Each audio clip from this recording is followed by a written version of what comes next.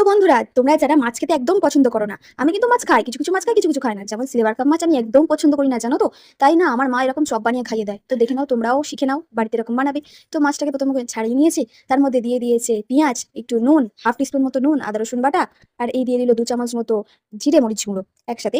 তো তারপরে দিয়েছে 1 টিস্পুন ধনে গুঁড়ো, তারপরে দিয়েছে সামান্য হলুদ, হাফ টিস্পুন মতো, তারপরে দিলে ছোট্ট একটুখানি মতো গরম মশলা, তারপরে দিয়েছে এই লঙ্কা গুঁড়ো 1 টিস্পুন, তারপরে দিয়েছে 3 চামচ বড় বড় চামচের বেসন দিয়ে দিয়েছে।